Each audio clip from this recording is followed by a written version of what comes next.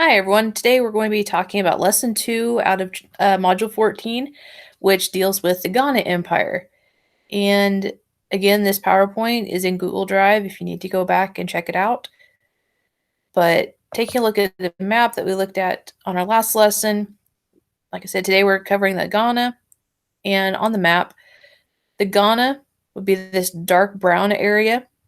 And as we cover the Mali and the Songhai empires, other civilizations basically would come in and conquer that area, and then they would expand.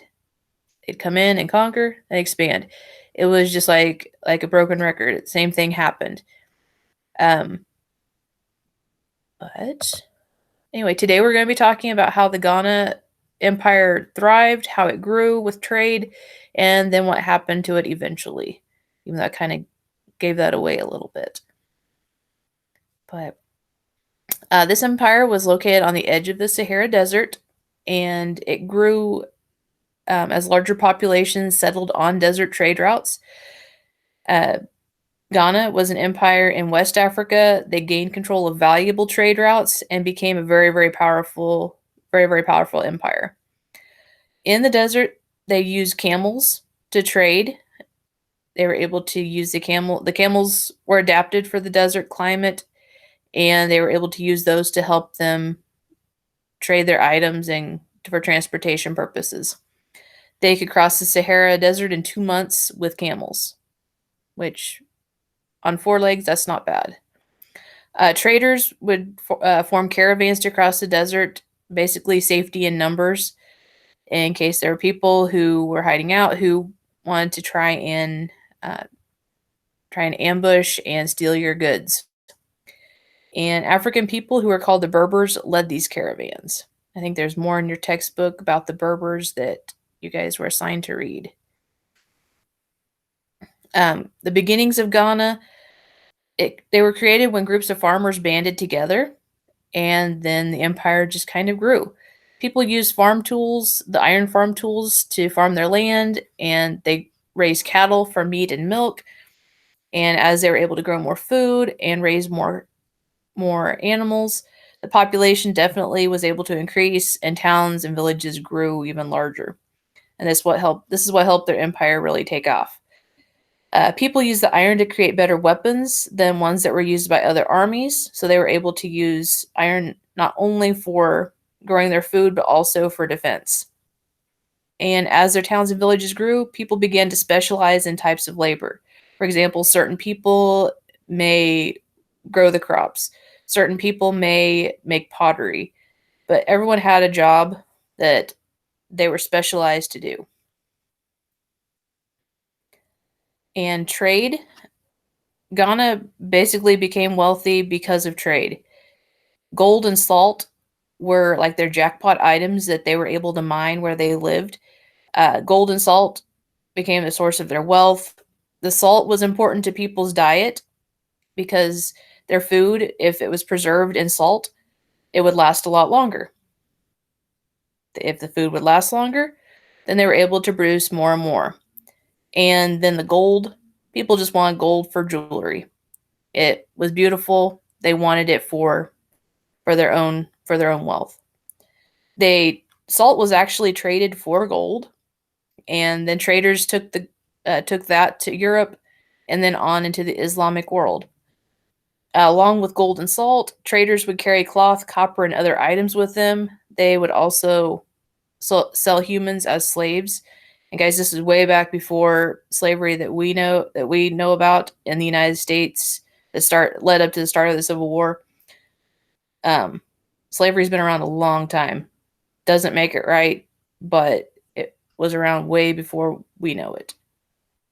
And people sometimes used a process called silent bartering, and this is where people would exchange goods without actually contacting each other directly. Um, but they would need something, they would offer a good and be able to trade that without actually contacting somebody. Okay, the growth in trade. Ghana's rulers became way more powerful as the trade increased because they were getting more wealthy and they were getting more powerful. The military also grew in strength, and the rulers used their armies to take control of the trade.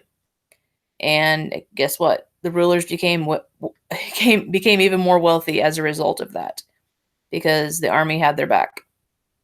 The largest city in West Africa, Kumbai Saleh, became a great trading center.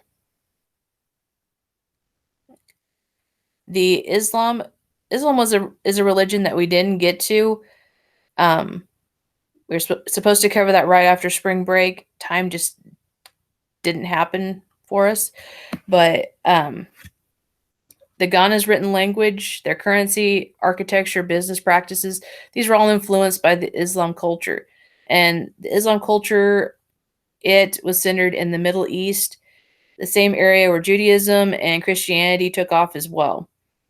But the people who practiced Islam were called Muslims, and these Muslims became government officials and treasurers. They had migrated here, or migrated to West Africa, and basically became the leaders.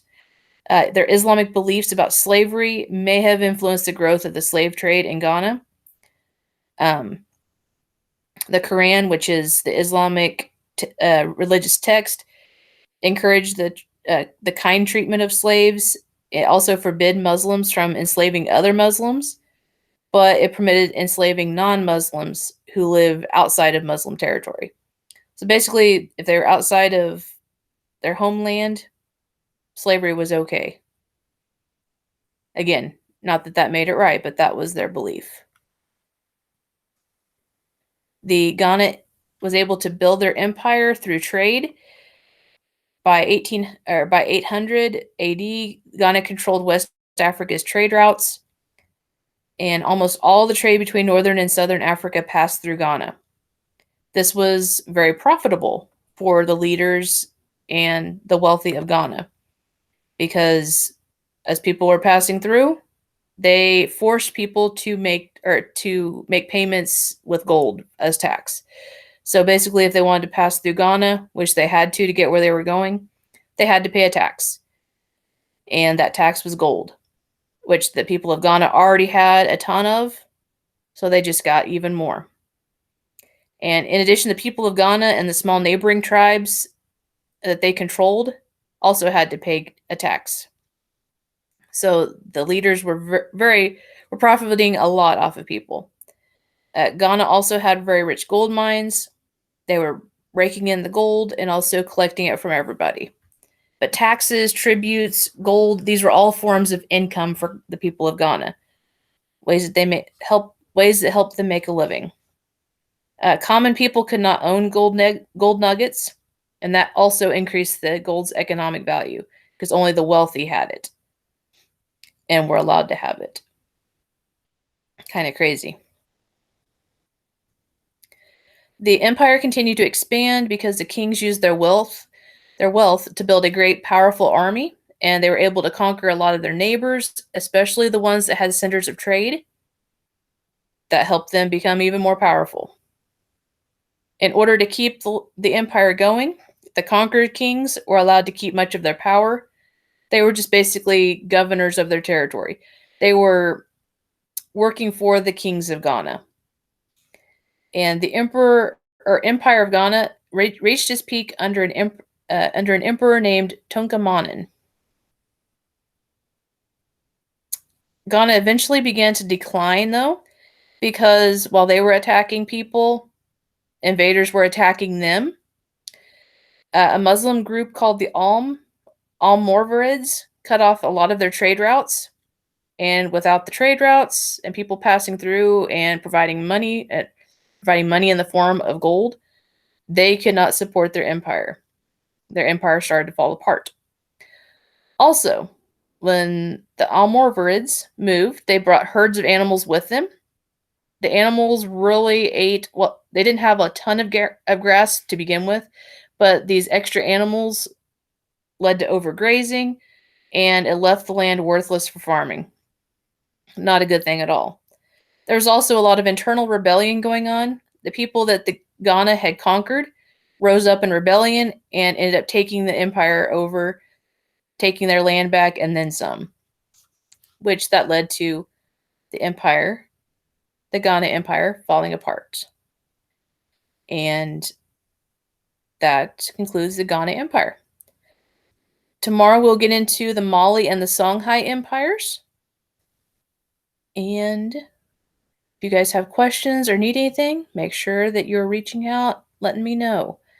Have a fabulous day.